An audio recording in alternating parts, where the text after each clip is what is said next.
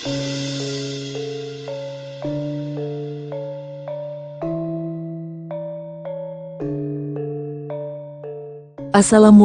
warahmatullahi wabarakatuh.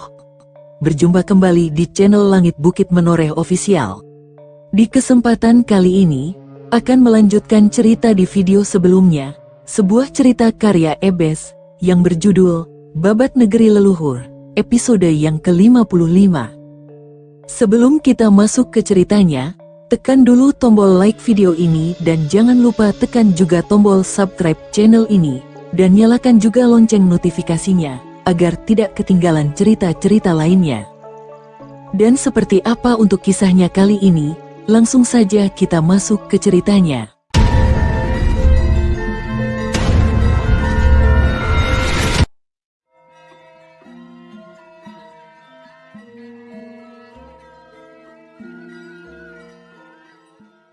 Siapa namamu Cahayu? Tanya Panji Gunung Sari setelah Rara Sunti duduk bersimpuh di depannya. Hamba Rara Sunti, Gusti Bupati. Hamba dari Wanua Karangrejo wilayah Pakuwon Tapa di Kadipaten Wengker. Rara Sunti menjelaskan asal-usulnya. Jauh sekali rumahmu. Ada keperluan apa kau mencari Panji Watu Gunung? Tanya Panji Gunung Sari segera. Hamba diutus untuk mengantarkan surat kepada Gusti Pangeran Panji Watu Gunung dari gurunya. Tempo hari saat di Wengker, Gusti Pangeran Panji Watu Gunung sempat berguru kepada adik Warok Surogati, yang bernama Warok Suropati, jawab Rara Sunti dengan penuh hormat. Warok Surogati, bukankah itu nama Adipati Wengker? Tanya Bupati Gelang-Gelang itu segera.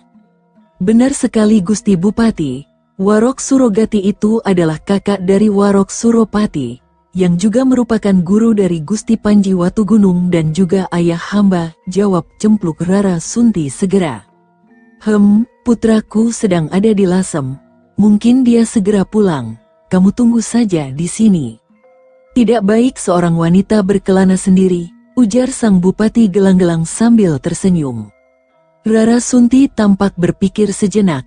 Putri Warok Suropati itu kemudian berkata, "Baiklah Gusti Bupati, saya bersedia tinggal di sini menunggu kedatangan Gusti Pangeran Panji Watu Gunung." Bupati Gelang-Gelang segera berdiri, "Penjaga, antar wanita ini ke bangsal tamu Kabupaten Gelang-Gelang." Dua orang penjaga gapura ruang pribadi Bupati segera bergegas datang dan menghormat, lalu mengantar Rara Sunti ke bangsal tamu. Di bangsal Paseban Agung Kadipaten Lasem, upacara penonton Pranaraja menjadi Adipati Lasem berlangsung meriah. Meski masih di bawah umur, pemuda itu cukup menjanjikan. Untuk mengurus pemerintahan, Pranaraja dibantu Dewi Rukmini sebagai wali sampai dia dinyatakan cukup umur untuk mengatasnamakan dirinya sendiri. Wasikerta dianggap sebagai patih Lasem atas jasa-jasanya dalam mengusir pasukan Jenggala. Sesuai dengan perintah dari Prabu Samarawijaya, para pemimpin pasukan menerima hadiah atas jasa mereka dalam menghadapi pasukan Jenggala. Masing-masing tumenggung dari daerah bawahan Panjalu diperkenankan pulang ke daerah asal. Balapati mendapat pangkat setara Senopati, dengan tugas tetap dan sebagian kecil daerah timur Kadipaten Lasem, untuk menjaga wilayah Panjalu Utara. Panji Watu Gunung mendapat Pakuwon Kunjang dan Watu Galuh untuk biaya menghidupi pasukan Garuda Panjalu. Pajak dan upeti dari dua Pakuwon itu langsung menjadi hak pasukan Garuda Panjalu, juga berkewajiban menjaga keamanan di wilayah Panjalu Selatan. Pasukan Daha, Anjuk Ladang dan Garuda Panjalu di bawah pimpinan Panji Watu Gunung bergerak meninggalkan Lasem menuju ke Anjuk Ladang. Di perbatasan Lasem dan Anjuk Ladang, pasukan Anjuk Ladang di bawah pimpinan Tumenggung Koncar memisahkan diri. Ayu Galuh yang tengah hamil muda, sangat manja. Sepanjang perjalanan menuju ke selatan, dia hanya mau berkuda dengan Panji Watu Gunung. Tiga selir Panji Watu Gunung hanya bisa menahan diri untuk tidak protes pada suami mereka. Setelah 1,5 hari perjalanan berkuda, mereka sampai di dermaga Wanua Tajur. Para penyeberang menggunakan kapal besar untuk mengangkut para prajurit Daha. Sekar Mayang mendelik sewot ke arah Ayu Galuh yang lengket terus dengan Panji Watu Gunung di haluan kapal. Lama-kelamaan kehamilan Ayu Galuh itu semakin membuatku kesal saja Kang Bok Pitaloka, gerutu Sekar Mayang sambil melirik Ratna Pitaloka yang ada di sampingnya. Yah, kita harus menyadarinya Mayang, Sang Hyang Widiwasa belum memberikan kita kepercayaan untuk mengandung keturunan Kakang Watu Gunung. Ratna Pitaloka hanya menghela nafas panjang. Nanti kita minta jimat pada Begawan Sulapaksi, Kang Bok Pitaloka. Sebentar lagi kita sampai di Klakah bukan? Dewi Srimpi seperti mengingatkan mereka. Ratna Pitaloka dan Sekar Mayang langsung kompak mengangguk. Begitu turun dari kapal yang bersandar, 3 selir Panji Watu Gunung segera melesat cepat meninggalkan dermaga. Tujuan mereka hanya satu. Rumah Begawan Sulapaksi. Begawan Sulapaksi begitu kaget melihat 3 selir Panji Watu Gunung sudah di depan pintu kediamannya saat membuka pintu. Mulanya dia menduga Sriti Lanang alias Panduwinoto yang menggedor pintu rumahnya. Gusti selir sekalian, ada apa ini? Kok keturunan Lokapala tidak ikut bersama kalian? Tanya Begawan Sulapaksi sambil tersenyum penuh arti. Apa kami tidak disuruh masuk dulu Kanjeng Begawan? Tanya Sekar Mayang segera. Ah iya, lupa aku. Monggo silahkan masuk Gusti selir sekalian. Begawan Sulapaksi tersenyum dan mempersilahkan mereka masuk. Setelah duduk di kursi kayu serambi kediaman, Begawan Sulapaksi menatap ketiga selir Panji Watu Gunung itu segera. Ada apa ini Gusti selir sekalian? Apa ada yang bisa laki-laki tua ini lakukan untuk panjenengan semuanya? Kami mau menagih janji Begawan Sulapaksi tempo hari. Kami mau jimat seperti punya Ayu Galuh, jawab Ratna Pitaloka sambil menatap ke wajah sepuh kakek tua itu. Hehehe, Begawan Sulapaksi tersenyum penuh arti. Kan sudah aku bilang sebelumnya Gusti Selir, jika nanti sudah waktunya, Sulapaksi akan datang ke tempat Gusti Selir sekalian. Maksudnya apa Begawan? Apa tugas Denmas Panji belum selesai? Tanya Dewi Srimpi yang terlihat mengerti apa maksud ucapan Begawan Sulapaksi. Gusti Selir kecil sangat pintar. Keturunan Lokapala itu belum menyelesaikan tugas dari Sang Hyang Tunggal. Dia masih banyak memiliki tugas untuk diselesaikan. Apa Gusti Selir sekalian tega melihat keturunan Lokapala itu berjuang sendiri? Sedangkan kalian semua sibuk merawat bayi? Begawan Sulapaksi tersenyum tipis. 3 selir Panji Watu Gunung itu langsung terdiam seketika. Mereka bertiga akhirnya mengalah, demi cinta mereka kepada Sang Pangeran Daha. Malam itu, pasukan Garuda Panjalu dan pasukan Daha bermalam di Wanua Klakah. Kehamilan Ayu Galuh menjadi pertimbangan tersendiri bagi Panji Watu Gunung. Membawa wanita hamil muda dalam perjalanan jauh sangat beresiko pada kandungannya. Pagi menjelang tiba di Wanua Klakah, matahari bersinar cerah di ufuk timur. Cahayanya hangat menyapa pucuk-pucuk pohon mangga di depan rumah Panduwinoto alias Sriti Lanang. Kicau burung bersahutan pertanda pagi telah datang. Panji Watu Gunung tengah duduk di serambi rumah Sang Lurah Wanua Klakah. Rasa damai menyentuh hatinya kala melihat 2 orang bocah berlarian di jalan depan rumah Panduwinoto. Alangkah damainya jika tidak ada perang, batin Panji Watu Gunung sambil tersenyum menatap 2 bocah itu. Denmas, sudah sarapan? Suara merdu Dewi Srimpi membuat Panji Watu Gunung segera menoleh. Panji Watu Gunung hanya menggeleng sambil tersenyum penuh arti pada selir termudanya itu. Dewi Srimpi segera bergegas kembali ke dapur kediaman Lurah Wanua Klakah, tak lama kemudian kembali dengan sepiring jagung rebus dan uwi manis.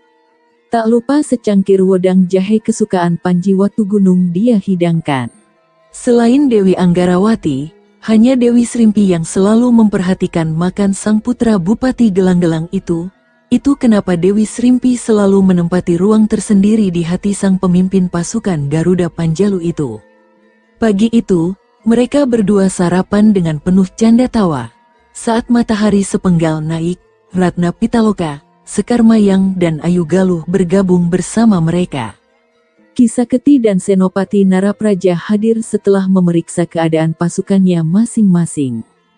Gumbrek yang sedari pagi sudah berkacak pinggang memerintahkan kepada bawahannya untuk berbenah agar dia cepat pulang ke Sanggur, turut datang dan melaporkan kesiapan pasukan perbekalan. Usai semuanya bersiap, Panji Watugunung segera berpamitan pada Begawan Sulapaksi dan sepasang Sriti Perak. Kami mohon pamit Paman Panduwinoto, Begawan Sulapaksi. Terima kasih atas bantuannya dan makanan yang dihidangkan padaku juga pada pasukan Garuda Panjalu, ujar Panji Watugunung. Sudah kewajiban kami Gusti Pangeran Panji, ujar Sriti Lanang segera. Pagi itu Panji Watugunung dan pasukannya bergerak meninggalkan Wanua Klakah menuju ke selatan. Angin semilir dari tenggara mengiringi perjalanan mereka. Usai melewati wilayah Pakuwon Watugaluh, mereka terus bergerak menuju selatan. Ayu Galuh memeluk erat tubuh suaminya yang sedang memacu kuda. Kehamilannya membuat perempuan itu tidak mau jauh dari sang suami. Di kota Pakuwon Kunjang, pasukan Daha di bawah pimpinan Senopati Narapraja dan Maitreya memisahkan diri. Mereka berbelok ke barat menuju Pakuwon Kadri sedangkan pasukan Garuda Panjalu terus bergerak menuju ke selatan. Menjelang sore, Panji Watugunung dan pasukan Garuda Panjalu memasuki markas pasukan Garuda Panjalu di Sanggur. Para prajurit penjaga gerbang markas langsung membuka pintu gerbang markas begitu bendera biru langit yang berhias Garuda emas melambai ditiup angin. Di Istana Negara Kahuripan, di ruang pribadi Raja, Mapanji Garasakan Sang Maharaja Jenggala sedang duduk di kursinya. Wajahnya tampak suram. Di hadapannya Mapatih Diah Bayunata, penasehat Empu Supadria, Mapanji Alanjung yang merupakan putra mahkota Jenggala sekaligus Mahamantri I Halu dan Adipati Tunggaraja dari Kambang Putih duduk bersila di hadapan sang raja. Berita kekalahan Senopati Empu Tandi yang baru didengar oleh Mapanji Garasakan membuatnya bermuram durja. Setelah kematian Iblis Bukit Jerangkong, disusul kematian Senopati Socawarma, Mapanji Garasakan berharap Empu Tandi yang baru menaklukkan wilayah Lasem mampu mengalahkan pasukan Daha. Namun ternyata Senopati Empu Tandi yang memimpin 20.000 pasukan Jenggala dikalahkan oleh Panji Watugunung. Sri Maharaja Mapanji Garasakan benar-benar kecewa. Suasana sunyi senyap di ruang pribadi Raja. Dengusan nafas panjang terdengar dari mulut sang raja. Paman Bayunata, aku benar-benar kecewa dengan hasil perang ini. Cita-citaku mempersatukan kembali Kahuripan ternyata hanya sebuah angan-angan kosong belaka. Dua senopati berpengalaman di medan tempur kalah melawan pasukan Daha yang dipimpin anak kemarin sore. Ampun beribu ampun Gusti Prabu. Sepertinya kita terlalu meremehkan kekuatan Daha. Jika Gusti Prabu ingin menyatukan Jenggala dan Panjalu kembali, maka kita harus mempersiapkan diri dengan matang dan terencana. Sejauh ini, kita terlalu gegabah. Panjalu penuh dengan perwira tangguh berilmu tinggi. Mapatih Diah Bayunata menyembah kepada Mapanji Garasakan. Benar saran Mapatih Bayunata, Gusti Prabu, jika ingin menyatukan wilayah Kahuripan, maka sebaiknya kita lakukan dengan terencana, ujar Empu Supadria, sang penasehat Maharaja Mapanji Garasakan. Kalaupun kita menyerang Daha, kita tidak bisa melakukannya dalam waktu dekat. Kanjeng Eyang Airlangga sedang sakit, akan sangat mempengaruhi kesehatan beliau jika kita menyerbu Daha lagi. Kanjeng Romo, Mapanji Alanjung kali ini buka suara. Kalau aku pikir, omongan kalian ada benarnya. Bayunata, pilih perwira tinggi prajurit yang memiliki ilmu kanuragan tinggi untuk menjadi senopati Jenggala yang baru. Angkat 4 sekaligus. Lalu perintahkan kepada adipati di sepanjang perbatasan untuk membuka lumbung pangan di beberapa tempat, juga wajib bela negara di wilayah Pakuwon perbatasan. Pemuda berusia 17 tahun harus mengikuti wajib bela negara. Yang tidak bersedia ikut, hukum seberat-beratnya, titah Sang Maharaja Jenggala. Sendiko dawuh Gusti Prabu, jawab Diah Bayunata sang Mapatih Jenggala sambil memberi hormat. Malam itu para pembesar istana Kahuripan menyusun rencana besar mereka untuk menyerang kembali Dahanapura. Pagi menjelang tiba di Sanggur, Gumbrek masih terlelap tidurnya. Pria Tambun itu benar-benar lelah setelah semalaman bercumbu dengan Juminten. Badannya yang gembrot hanya tertutup oleh kain jarik Juminten yang semalam dia pakai untuk selimut. Tangannya meraba-raba dipan kayu di sebelahnya. Saat merasa yang dicari tidak ada, Gumbrek langsung membuka matanya.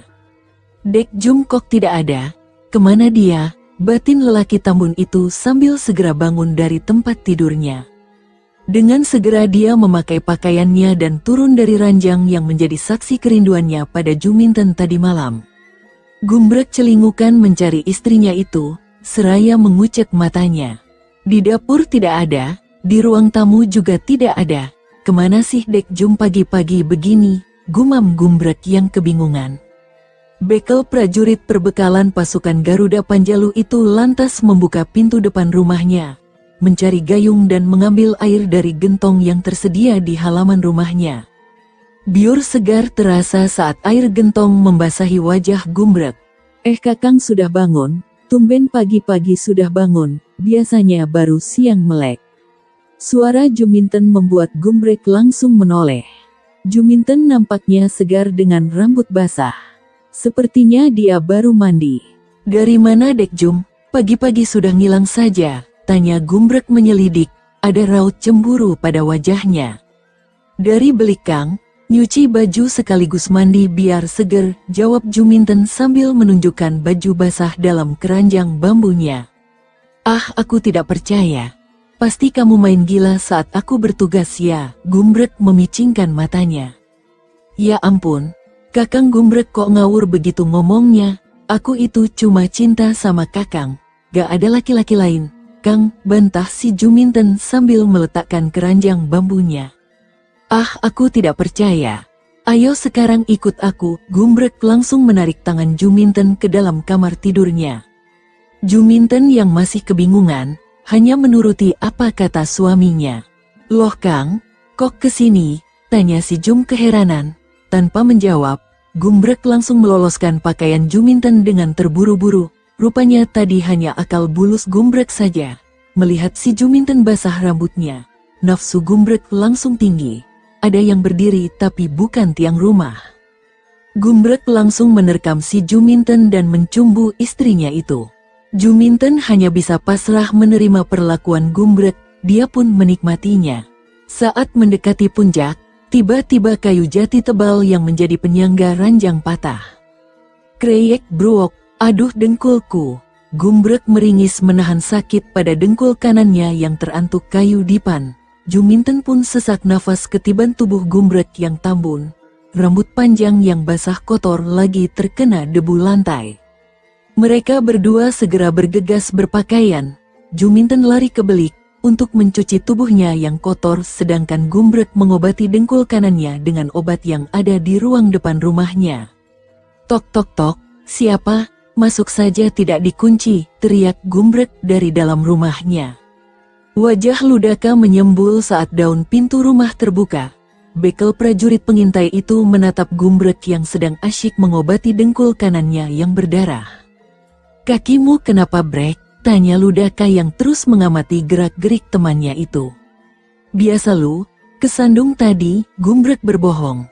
Dia lupa kalau Ludaka itu ahli membaca gerak-gerik lawan bicaranya. Bohong, kalau kesandung, pasti jempol kakimu yang terluka. Ini dengkul kanan, berarti kau jatuh dengan menyangga tubuhmu. Apa jangan-jangan dipanmu patah lagi? Ludaka tersenyum geli. Gumbrek langsung merah wajahnya. Ucapan Ludaka memang benar, ini sudah ketiga kalinya dipannya patah. Gak jawab, berarti benar.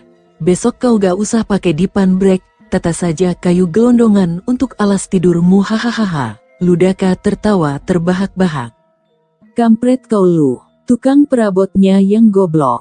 Sudah dibilang pesan yang kuat, masih juga patah, gerutu Gumbrek sambil mengikat dengkul kanannya dengan sobekan kain. Malah menyalahkan orang lain, kau itu yang kegendutan bego. Ukuran tubuhmu itu sudah mirip kerbau pembajak sawah. Mulai besok kurangi makanmu, biar tubuhmu sehat. Nasihat bijak Ludaka pada kawan seperjuangannya itu. Lah sudah tak kurangi lu. Begini ya lu, mulanya 1 piring penuh. Lalu tak ambil sedikit demi sedikit. Kan akhirnya tinggal sedikit lu. Tapi tetap aja gak susut tubuhku ini, ujar Gumbrek dengan ngotot. Ludaka hampir mengumpat keras mendengar jawaban Gumbrek. Dengan kesal dia melengos pergi keluar rumah Gumbrek dan berkata, "Terserah kamu Brek, suka-suka kamulah." Yeh malah marah. Dasar Ludaka geblek, Gumbrek bersungut-sungut. Pagi itu Panji Watugunung dan keempat istrinya berniat menuju ke Kabupaten Gelang-Gelang. "Paman Saketi, aku titip markas pasukan Garuda Panjalu kepadamu. Selama aku tidak ada, tolong kau kelola semua hadiah dari Daha," perintah Panji Watugunung pada Ki Saketi. "Sendiko dawuh Gusti Pangeran." Ki Saketi segera menghormat pada Panji Watugunung. "Kau tidak mengajakku ke Gelang-Gelang Dimas?" tanya Warigalit kemudian. "Kenapa Kakang niat sekali ke Gelang-Gelang? Apa ada perlu Kang?" Panji Watugunung balik bertanya sambil tersenyum penuh arti. Dia tahu apa maksud ucapan Warigalit. "Ah, itu hanya urusan kecil Dimas, nanti kau juga tahu." Warigalit malu-malu. "Baiklah Kakang, kau boleh ikut," ujar Panji Watugunung segera. Panji Watugunung yang berkuda bersama Ayu Galuh, diapit oleh ketiga selirnya, Warigalit, Ratri dan Tumenggung Sancaka memacu kudanya menuju ke arah kota Gelang-Gelang. Cuaca terik matahari di musim kemarau membuat udara terasa kering. Angin dingin dari puncak Gunung Kelut terasa sejuk mengiringi langkah kaki kuda mereka menuju ibu kota Gelang-Gelang. Dewi Anggarawati sedang mengelus perutnya yang buncit seraya tersenyum tipis di kursi depan ruang peristirahatannya. 2 pelayannya, Tantri dan Wandansari, setia menemani sang permaisuri Panji Watugunung. Usia kandungan Dewi Anggarawati sudah 8 bulan lebih. Perempuan itu begitu bahagia menunggu masa persalinannya. Wandansari memang akhirnya bekerja di Istana Gelang-Gelang sebagai pelayan untuk Dewi Anggarawati. Resi Widakdo diangkat menjadi anggota Darmadiaksa Ring Kasaiwan yang mengurus upacara keagamaan di Istana Gelang-Gelang. Selama berada di Istana Gelang-Gelang, Dewi Pancawati dan Dewi Anggraeni begitu menjaga Dewi Anggarawati.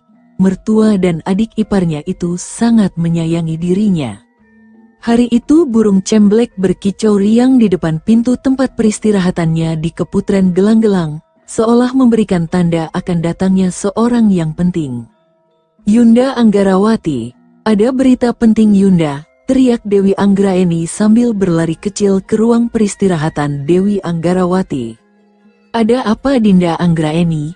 Kenapa kau sampai berlari seperti itu?" tanya Dewi Anggarawati yang berusaha bangun dari kursinya. Wandansari buru-buru membantu Dewi Anggarawati.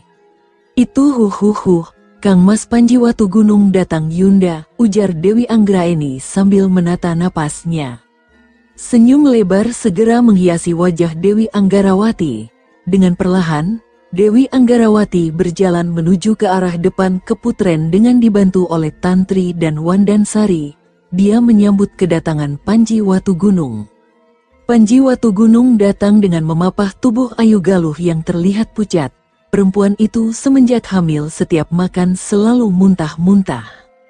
"Ini Dinda Galuh kenapa Kang Mas? Kenapa pucat begitu?" tanya Dewi Anggarawati yang heran melihat keadaan sang putri Daha. "Dia hamil putri manja. Benar-benar menyusahkan. Makan sedikit pasti muntah," sahut Sekar Mayang. Ratna Pitaloka segera menginjak kaki Sekar Mayang saat Panji Watugunung melotot ke arah Sekar Mayang. Sambil menahan sakit, Sekar Mayang langsung menunduk. Dewi Anggarawati tersenyum tipis mendengar Ayu Galuh hamil. Dengan perlahan dia mendekat ke arah Ayu Galuh. "Ayo Dinda kita masuk. Jangan dengarkan omongan Kang Bok Mayang. Dia memang seperti burung gagak," ujar Dewi Anggarawati sambil membantu Ayu Galuh yang pucat berjalan menuju ke tempat peristirahatan di Keputren Gelang-Gelang. Ayu Galuh sangat terharu dengan perilaku Dewi Anggarawati yang memperlakukannya dengan baik. "Hai, apa kau mengataiku putri manja? Jangan kira karena kau hamil aku tidak tega menghajarmu ya. Apa kau? Sekar Mayang yang sedang mengomel panjang lebar langsung terdiam seketika setelah Panji Watu Gunung menatap tajam ke arahnya. Mulutmu kenapa lancar sekali marah-marah? Apa kau sama sekali tidak bisa menjaganya, Dinda Mayang? Panji Watu Gunung terlihat gusar. Maaf Kakang Watu Gunung, lah tadi putri manja itu mengataiku, aku terpancing emosi. Sekar Mayang tertunduk ketakutan. Kau ini lebih dewasa dari Dinda Anggarawati, kenapa tidak bisa bersikap bijak seperti dia? Kalau hanya membuat onar, sebaiknya Dinda Mayang diam saja di keputran. Panji Watu Gunung berlalu menuju ke dalam keputran gelang-gelang menyusul dua istrinya. Tadi sudah ku peringatkan kau Mayang, ini istana bukan medan tempur. Tata krama bangsawan berlaku di sini, jaga baik-baik mulutmu, agar tidak jadi masalah, nasihat Ratna Pitaloka. Terus sekarang bagaimana Kang Bok? Kakang Watu Gunung sudah terlanjur marah padaku, Sekar Mayang terlihat ketakutan akhirnya. Sebaiknya Kang Bok Mayang minta maaf pada Den Ayu Anggarawati dan Den Ayu Galuh di hadapan Den Mas Panji. Srimpi yakin, mereka berdua mau memaafkan Kang Bok Mayang, sahut Dewi Srimpi yang biasanya tenang saja.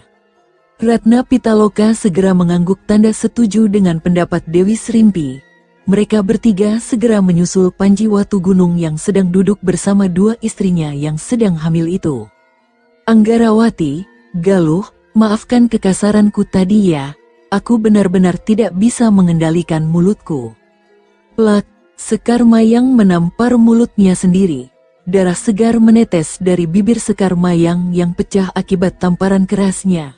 Panji Watu Gunung terkejut bukan main melihat itu, begitu pula Dewi Anggarawati dan Ayu Galuh. Apa yang kau lakukan Kang Bok Mayang? Teriak Dewi Anggarawati panik melihat darah dari bibir Sekar Mayang. Buru-buru istri pertama Panji Watu Gunung segera menghampiri Sekar Mayang. Aku menyesal karena tidak bisa mengendalikan mulutku, Anggarawati. Kakang Watu Gunung memarahiku. Aku takut Kakang Watu Gunung meninggalkanku Anggarawati. Tangis Sekar Mayang pecah dalam pelukan Dewi Anggarawati. Kang Mas, kenapa Kang Mas seperti ini? Bukankah Kang Mas sudah lama mengenal Kang Bok Mayang? Kenapa Kang Mas tega memarahinya? Dewi Anggarawati menatap tajam ke arah Panji Watu Gunung. Bukan maksudku untuk menyakiti Dinda Mayang. Aku tadi hanya memperingatkannya agar tidak marah-marah Dinda Anggarawati. Aku hanya, belum selesai Panji Watu Gunung bicara, Dewi Anggarawati sudah memotong ucapannya. Cukup Kang Mas, sekarang Kang Mas kembali saja ke keputran, aku tidak mau melihat Kang Mas di sini. Panji Watu Gunung dengan raut wajah sedih berdiri dan meninggalkan keputran gelang-gelang.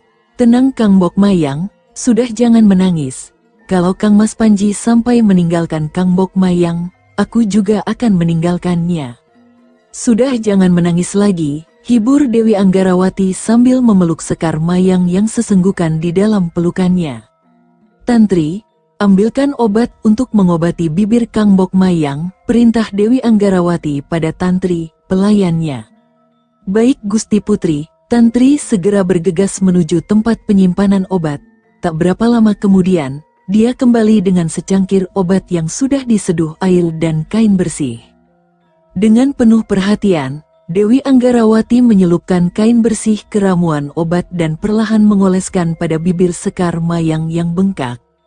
Sekar Mayang meringis menahan perih. Kang Bok Pitaloka, Dinda Srimpi. Sebaiknya kalian menyusul Kang Mas ke keputran, pinta Dewi Anggarawati sambil tersenyum tipis. Dua selir Panji Watu Gunung itu segera mengangguk tanda mengerti dan bergegas keluar dari keputran gelang-gelang. Panji Watu Gunung duduk di serambi keputran gelang-gelang. Tatapan matanya kosong menatap langit. Tak pernah dia duga bahwa Dewi Anggarawati bisa marah seperti itu. Menakutkan, wedang jahenya Denmas, ucapan Dewi Srimpi membuyarkan lamunannya. Dewi Srimpi meletakkan nampan berisi wedang jahe kesukaan Panji Watu Gunung di meja. Segera dia dan Ratna Pitaloka duduk di sebelah Panji Watu Gunung. Aku tidak menduga bahwa kemarahanku pada Dinda Mayang akan membuat Dinda Anggarawati marah besar kepadaku, ujar Panji Watu Gunung sambil menghela nafas panjang. Kakang Watu Gunung tidak salah, sudah sewajarnya bersikap seperti itu. Tapi yang dikatakan Anggarawati ada benarnya juga. Sebagai suami dari kami berlima, seharusnya Kakang memahami sifat dan perasaan kami. Mayang memang seperti itu, dia arogan, keras kepala dan seenaknya sendiri, tapi di balik itu semua, dia pribadi yang baik dan ringan tangan. Dan yang paling penting dia sangat mencintai Kakang Watu Gunung seperti kami, tentu dia takut Kakang tinggalkan. Itu sebabnya ia berbuat nekat seperti itu, Ratna Pitaloka tersenyum tipis. Lantas apa yang sebaiknya aku lakukan Dinda Pitaloka? Tanya Panji Watu Gunung sambil memandang ke arah selir tertuanya itu. Kakang Watu Gunung sebaiknya ke Keputren, maafkan Mayang, Anggarawati itu wanita pintar. Dia seperti itu pasti ingin Kakang Watu Gunung memaafkan Mayang. Sebagai pemimpin para istri, dia akan melakukan upaya agar semuanya tetap rukun Kakang, jawab Ratna Pitaloka seraya tersenyum penuh arti. Panji Watu Gunung mengangguk tanda setuju. Menjelang sore, Panji Watu Gunung dan dua selirnya datang ke Keputren Gelang-Gelang. Dinda Mayang, maafkan aku ya. Kakang tidak seharusnya memarahimu seperti tadi. Maafkan Kakang Watu Gunung. Panji Watu Gunung tersenyum melihat Sekar Mayang yang menatapnya dengan tatapan takut. Sekar Mayang segera menoleh ke arah Dewi Anggarawati. Melihat perempuan itu tersenyum manis dan mengangguk, Sekar Mayang segera berdiri dan memeluk tubuh Panji Watu Gunung. Maafkan Mayang, Kakang, maafkan Mayang. Mayang janji Mayang tidak akan sembarangan lagi. Mayang akan patuh pada Kakang Watu Gunung asal Kakang tidak meninggalkan Mayang. Huhuhu. Sekar Mayang terisak lirih sambil membenamkan wajahnya ke dada Watu Gunung. Iya Dinda, Kakang sudah memaafkan Dinda, sudah jangan menangis. Malu dilihat saudara-saudaramu yang lain, ujar Panji Watu Gunung sambil membelai rambut hitam Sekar Mayang. Perlahan perempatan itu menghentikan tangisannya. Panji Watu Gunung menghapus air mata Sekar Mayang dan mencium kening sang selir kedua. Dinda Anggarawati, masih marah dengan Kakang? Panji Watu Gunung mengalihkan pandangannya pada Dewi Anggarawati. Perempuan cantik yang sedang hamil tua itu tersenyum manis dan mendekati suaminya. Siapa bilang aku marah Kang Mas? Kalau aku tidak bersikap seperti itu, pasti Kang Mas akan lama memaafkan Kang Bok Mayang. Panji Watu Gunung tersenyum lega. Ayu Galuh yang sedang berbaring juga lega. Tiga selir Panji Watu Gunung tersenyum manis. Kesalahpahaman antara mereka berakhir dengan bertambahnya pengertian dari masing-masing istri dan Panji Watu Gunung. Ada apa ini? Kenapa semua berkumpul di sini? Tanya Panji Gunung Sari, sang mertua. Kami sedang bercanda Kanjeng Romo, ujar Dewi Anggarawati disambut tawa para istri Panji Watu Gunung. Ada apa Kanjeng Romo? Kok tumben kesini? Tanya Dewi Anggarawati kemudian. Ada yang mencari Watu Gunung, seorang gadis bernama Rara Sunti dari Wengker. Dia sudah 3 hari di sini, jawab Panji Gunung Sari. Tiga selir Panji Watu Gunung segera menekuk wajahnya mendengar ucapan Panji Gunung Sari. Mau apa dia sampai menyusul ke sini? Ada di mana dia sekarang Kanjeng Romo? Tanya Panji Watu Gunung segera. Sementara ini, dia Romo tempatkan di bangsal tamu. Apa kau ingin menemuinya sekarang? Tanya Panji Gunung Sari pada putranya itu. Belum sempat Panji Watu Gunung menjawab, Ratna Pitaloka sudah memotongnya. Maaf Kanjeng Romo jika Pitaloka lancang, Kakang Watu Gunung masih capek. Kami baru menempuh perjalanan jauh dari Watu Galuh. Jika tidak keberatan, sebaiknya besok pagi saja mereka bertemu. Itu benar Kanjeng Romo, sebaiknya besok pagi saja, imbuh Dewi Anggarawati yang mengerti isyarat tangan dari Sekar Mayang. Panji Gunung Sari manggut-manggut saja, Kang Mas Panji. Sebaiknya Kang Mas segera beristirahat, Kang Mas capek, Galuh akan tidur di sini dulu. Biar kesehatan Galuh segera membaik, ujar Ayu Galuh yang berusaha bangun dari tempat berbaringnya. Iya Dinda Galuh, Kakang akan segera beristirahat. Panji Watugunung tersenyum tipis. Kang Bok Mayang, Dinda Srimpi, antar Kang Mas Panji ke Keputran dulu. Ada yang mau aku bicarakan dengan Kang Bok Pitaloka, ujar Dewi Anggarawati yang segera memeluk tubuh Panji Watugunung. Perempuan itu langsung mencium bibir sang suami. Ayu Galuh segera berdiri dan melangkah mendekati Panji Watugunung. Putri Samarawijaya itu segera berjinjit dan mencium pipi lelaki pujaan hatinya.